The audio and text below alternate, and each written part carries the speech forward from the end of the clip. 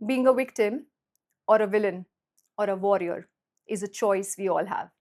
And before I start speaking about this topic, I want to tell everyone that this video would be in English language. It will be a mix of Hindi and English. So if any one of you who doesn't understand Hindi, I will be adding subtitles, which are my personal subtitles. You can read them to understand the context and meaning of it. So let's start. I was around 11 or 12 years old. I think मैं 6th या 7th में पढ़ा करती थी उस time पे and I was a very submissive girl. मम्मा की बेटी बोलते हैं, जैसे मम्मा ने बोल दिया वैसे कर लिया। एंड मेरी मम्मा बहुत ही ज़्यादा काइंड कंपैशनेट लेडी हैं। She is a very kind, compassionate lady, and I would say that she is more of a people pleaser. And I didn't realize it back then, but I realized as I started growing up. She might watch this video and she might say, क्या बोल रही है? But मैं उनके मुंह पे भी बोलती हूँ that आप people pleaser हो बहुत बड़े वाले। So शुरू से ही उन्होंने मुझे ये सिखाया कि being a girl you should not do this, you should know not do that. मेरे पापा और दादाजी ने कभी नहीं बोला मुझे ये सारी बातें कि तू लड़की है तो ये मत कर, वो मत कर। It was my mom, not even my दादी, but always my mom telling me कि you're a girl so you should not wear this, you're a girl you should not wear that. And I do understand that comes from a place of being protective towards your daughter, because you know how the society is even now and was then. So as a mother, you become highly protective about your daughter. But at the same time, she wanted me to behave in a certain manner, like be good with everyone, don't fight with anyone, girls do not fight. And she wanted me to be that elegant person who's always soft spoken, very fragile kind of a girl. But मैं बचपन से ऐसी थी नहीं। And मेरी बुआ और बुआ के बच्चे हर गर्मियों की छुट्टियों में घर आया करते थे, and like any other family, and I share a very good bond with all of my cousins. And मैं सिर्फ बचपन की बात बता रही हूँ, तो ये मत सोचिएगा कि मेरी बुआ से मेरी लड़ाई है या मेरी बुआ के बच्चों से मेरी लड़ाई है। We share a very good bond together. But जब वो गर्मियों की छुट्टियों में घर पे आया करते थे, तो मेरे कजन्स मुझसे और मेरे भाई से हमेशा हमारे टॉयज़ छीन लिया करते थे। हमारी बहुत लड़ाई होती थी, जैसे सब बच्चों की लड़ाइयाँ होती हैं आपस में। एंड हर बारी वो मुझे ही पीट के चले जाते थे, मेरी खूब पिटाई करते थे। बीइंग बॉयज़ वो मुझे घूसे-वूसे, लात सब मारते थे। और जब भी मैं उनसे लड़ाई करने की कोशिश करती थी, तो मेरी मम्मी मुझे रोक दिया करती थी, ये बोल के कि पहली बात तो तू लड़की है, लड़कियाँ ऐसे हाथापाई नहीं करती हैं। दूसरी बात, अतिथि देवो भव। हमारी बुआ और उनके बच्चे घर पे आ रहे हैं, तो हमारे घर में हमारे गेस्ट हैं, and you have to behave a certain way with them.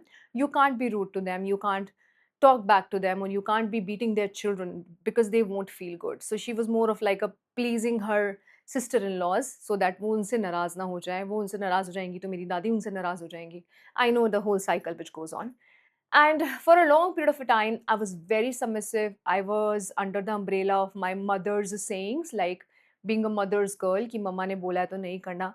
Because you see them as very protective, right? You see your parents as someone who are the one who is actually telling you what to do, what not to do.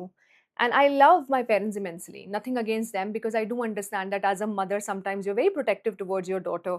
And जब आपका mindset ही ऐसा होता है, आप ऐसे पले बड़े हो, तो आपको लगता है कि शायद इसी तरीके से बाकी लड़कियों को भी होना चाहिए। But this one incident actually changed the whole trajectory of my life. And this is the reason why I always say that my grandfather is my role model. He's no more now. But उन्होंने ही मेरी life की first empowerment की सीढ़ी रखी थी, and that started at the age when I was 11 or 12 years old. तो ऐसी ही गर्मियों की छुट्टियों में मेरी बुआ और उनके बच्चे आए घर पे। ऐसी ही एक लड़ाई शुरू हुई। They actually snatched my toy from me, और एक लड़ाई शुरू हुई और उन्होंने मुझे पीटना शुरू कर दिया, मुझे मारना शुरू कर दिया। And just like a very submissive, nice, kind girl, मैं पिटती रही और रोती रही। और रोते-रोते, रोती रही। उनको किसी ने रोका नहीं, वो पीट रहे थे। एंड सब बोलते, "अरे ना लड़ो, बालक ना लड़ो।" This was all going on. They were beating me, and मैं उनको कुछ कह भी नहीं रही थी, बिकॉज़ मम्मा ने बोला था, "मारते नहीं हैं, तुम लड़की हो, घर के अतिथि देवो भव" एंड ऑल दैट। तो मैं रोते-रोते अपने दादाजी के कमरे में गई, एंड मैं उनके सामने रोने लग गई। एंड आई सेड, उन्होंने पूछा कि, "क्या हुआ तुझे? क्यों रो रही है इतनी ज़ोर-ज़ोर से?" मैंने कहा, "ये दोनों आते हैं और हर बार मुझे पीटते हैं।" तो I was expecting him to go and scold my cousins or say something to them, but उन्होंने कुछ उल्टा किया। उल्टा वो मुझ पे चिल्लाने लगे। वो बहुत ज़ोर-ज़ोर से मुझ पे चिल्लाए और उन्होंने बोला, "तुझे शर्म आनी चाहिए।" And I was taken aback, because being a child you are like, "what the hell is this happening?" वहाँ मम्मी नहीं मान रही, यहाँ दादाजी मुझे डाँट रहे हैं। एंड ही टोल्ड कि अगर ऐसे ही पिटती रहेगी, तो तुझे ज़िंदगी भर ये पीटते रहेंगे। हर गर्मी की छुट्टी में ये आते हैं, तुझे पीटते हैं, तू पिटती है और ये तेरे को और पीटते हैं और तू रोती है। अगर ऐसे ही पिटती रहेगी तो लाइफ में आगे भी जाएगी तो लोग तेरे को पीटेंगे, एक्सप्लॉइट करेंगे और तू ही एक्सप्लॉइट होएगी। ये बात सुन के मुझे एकदम से आघात लगा and I was like what is he saying? And I said कि पर मम्मी मना करती हैं उनको नहीं पीटना। उन्होंने बोला कि तेरी मम्मी पिट रही है क्या? पिट तो तू रही है ना, तो वो क्यों बोलेंगी? नुकसान उन्हें तो नहीं हो रहा, पिटाई तो तेरी हो रही है, ना वो तुझे बचा रही हैं। इस दुनिया में तुझे कोई बचाने नहीं आएगा। अपनी रक्षा खुद करनी है। और अगर सबसे पहले इस दुनिया में अगर कोई किसी को तोड़ना चाहता है या उसको वीक करार करना चाहता है, तो वो सबसे पहले उसके माइंड के साथ खेलता है। It's about your inner power. Physical power बाद में आती है। सबसे पहले लोग आपके अंदर की पावर को मारेंगे, आपको ये बातें बोल के कि जस्ट बिकॉज़ आप एक लड़की हो या आपकी हाइट छोटी है या आपकी पर्टिकुलर फिजिकल बीइंग है या आपका कोई स्टेटस है या कोई भी चीज़ है कि ये किसी और से कम है। फिर आप अपने अंदर सोचने लग जाओगे हाँ, मैं किसी से कम हूँ, तो आप उनसे लड़ाई वापस करोगे ही नहीं। तो मेरे दादाजी ज़ोर से चिल्लाए, उन्होंने बोला कि मेरे कमरे से चली जा, यहाँ नहीं रोएगी, या तो पीट के आ या पिटती रह ज़िंदगी भर, खड़ी हो अभी के अभी। सडनली मेरे अंदर से एक आवाज़ आई, ओह माय गॉड! मतलब मुझे कोई और तरीका पता ही नहीं था। मुझे लगा कि शायद पिटना ही है, मम्मी डाँटेंगी।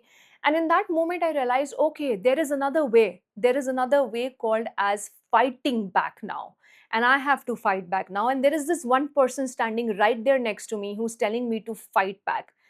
आई stood up in that moment. पता नहीं काली माँ का रूप आया, क्या आया उस टाइम पे, सडनली कुछ हुआ। I stood up, I went to my cousins and मैंने दोनों को जो धोया, जो धोया, जो धोया। मैं लगता है कि शायद अपना साँस भूल गई थी एंड मैंने 100 मुक्के, अंदर से इतनी ताकत आ गई कि वो 2 लड़के थे और मैं उनको पीटे जा रही थी, पीटे जा रही थी, पीटे जा रही थी और आयरनी देखो, अब उनको बचाने सब लोग आ गए। मेरी मम्मी मुझे पकड़ रही हैं, "ए छोरी मारेगी छोरों को क्या?" सब रोक रहे हैं और मेरे दादाजी वहाँ बैठ के ज़ोर से हँस रहे हैं, "और मार, और मार, और मार।" एंड मेरे दादाजी से सब लड़ रहे हैं। मेरी दादी कह रही हैं कि तुम्हारा दिमाग खराब है, बालकों को पिटवाओगे, घर आए हैं। पर मेरे दादाजी कह रहे हैं जब ये पीट रहे थे तब क्या?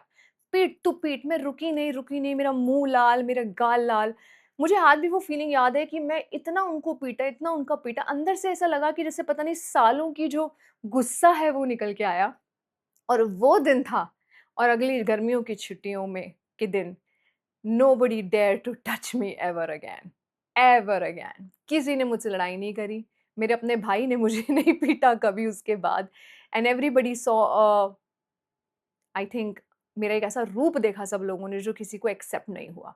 और उस दिन मुझे ये बात रियलाइज़ हो गई, बहुत बड़ी बात, जो मेरे दादाजी ने बाद में मुझे बोली कि देख, लाइफ के अंदर आपको विक्टिम बन के रहना है, ये आपकी चॉइस है, या आपको वॉरियर बनना है, ये भी आपकी चॉइस है। आपको लड़ाई करनी है उसके खिलाफ। और उस वॉरियर बनने की राह में कई बारी आपको विलन भी बनना पड़ेगा कुछ लोगों की लाइफ में, because some people are not going to accept that part of you. They are suddenly going to think यार इसको क्या हो गया, ये तो बड़ी अच्छी थी। Then they are going to villainise you. They are going to think that oh my God! ये कितनी बुरी लड़की है, रूड एंड ऑल दैट। और फिर शुरू हुई मेरी लड़ाई against patriarchy, against equal rights and everything. और मैंने धज्जियाँ उड़ानी सब लोगों की शुरू कर दी, चाहे वो पढ़ाई थी, चाहे वो कुछ भी था। It was a shock in my family that I went to the Indian army, became the first girl in my village till now to be someone who became an officer in the Indian Army. I did my law. I'm an entrepreneur now. I'm the first lawyer in my bloodline. And the way I'm outspoken, the way I have strong opinions, and I would say that's because of my grandfather. There is this deep conditioning in our brain that we say that girls are fragile and boys are strong. But the whole point is that from the very beginning, अगर आप notice करो तो लड़कों को fragile बनने ही नहीं दिया जाता है. They have no option. They are forced to become strong. But at the same time, in some scenarios, girls are forced to become fragile. They are shown as fragile. But I saw in my family कि मेरे grandfather ने बोला अगर तू fragile भी है तो तुझे हम strong बनाएंगे. The mindset of my father was also like that. जब उन्होंने बाइक खरीदी तो उन्होंने मुझे बोला चल बाइक चलाना सीख। And it was not that मैं रिलक्टेंट नहीं थी, आई वाज़ वेरी रिलक्टेंट, मैं डर भी रही थी एंड आई वाज़ लाइक मुझसे चल नहीं रही है एंड मुझे डाँट पड़ी। मुझ पे गुस्सा कर के मुझे बाइक चलानी सिखाई गई, मुझे गुस्सा करके साइकिल चला के सिखाई गई। तो मेरे ग्रैंडफ़ादर और फ़ादर ऐसे इंसान थे कि वो ये बिलीव करते थे, अगर तुम फ्रेजाइल भी हो तो तुम्हें स्ट्रांग बनना पड़ेगा, बिकॉज़ इस दुनिया में फ्रेजाइल लोगों की कोई जगह नहीं है, whether you are a man or a woman. अगर आप फ्रेजाइल हो in your thoughts, mentally, physically, emotionally या स्पिरिचुअली, तो people are going to exploit you, they are going to take advantage of you. And कहीं ना कहीं से वो इनर पावर आपको बाहर लानी पड़ेगी, and the day you get it out you will realise that at the end of the day, it was your choice whether you have to be a victim in the situation, whether you become a villain in people's life, or whether you ultimately become a warrior and fight back. Now, being a victim, I am not saying that victim of crimes. There are people who are genuinely abused, there are people who genuinely go through so many things in their life. But even then, they have a choice. They either keep cribbing about the wrong things which have happened in their life, and even in spite of all the things, they fight back. I have personally met so many people. I have a friend who was sexually abused in her childhood, and the way that lady got up in life and she became who she is today is truly inspiring, empowering. She still sometimes gets emotional, but I see her every single day and I feel, oh my God, this is called real strength. So, whether you are a man or a woman, remember this one simple thing: society or anyone around you will first try to break you from your mind. They will instill thoughts inside your brain telling you that you're weak, you're fragile, आप ये नहीं कर पाओगे. But the game is whether you believe them or not. If you believe them in their version, then you will always stay fragile. अगर आप उनकी बात को नहीं मानोगे और खुद की शक्ति को समझने की कोशिश करोगे और उसकी तरफ अगर काम करोगे, then you will see your own inner power. I also tell all the girls or boys कि जब भी किसी डिफिकल्ट सिचुएशन में आप आओ, देखो कोई आपको पीट रहा है, पहले तो ऐसी सिचुएशंस में पड़ो ही मत. Be calm, be composed. At all times, have a lifestyle wherein you don't get into any altercations with anyone or don't get into trouble anywhere. But let's say if you're caught in a situation where you are caught into trouble, even though you have used your calmness, your composure, and everything, and you are in a situation, तो देखो पिट तो रहे ही हो, right? In any case वो आपको पीट तो रहे हैं. आप चाहे नहीं लड़ रहे, वो आपको पीट रहे हैं. आप पिट रहे हो, आप छोटे बन रहे हो, पिटते जा रहे हो, तो अंदर की सारी शक्ति निकालो और लड़ो. यू नेवर नो कि वो शक्ति शायद किसी और से ज़्यादा थी. यू नेवर नो आपके अंदर वो कौन-सी आग है जो एकदम से निकल के आएगी और सबको जला देगी और भस्म कर देगी. So keep fighting. There will be so many different kinds of fights happening in your life. Some would be physical fights, some would be mental fights, some would be emotional fights, some might be spiritual fights wherein you're fighting with your own purpose of life, with your own thoughts of religion, on thoughts of the belief in the divine, and just keep fighting those with your inner power. आप notice करेंगे हमारे अंदर ना दो तरीके की आवाज़ें होती हैं. There is this one voice, big voice, which is telling us ये मत कर, वो मत कर, हाँ हाँ, that which is protecting us basically. Then there is this little voice inside us which is always empowering us, telling us that you're capable of it, you can do it. तो उस अंदर की आवाज़ को ही हम inner power बोलते हैं.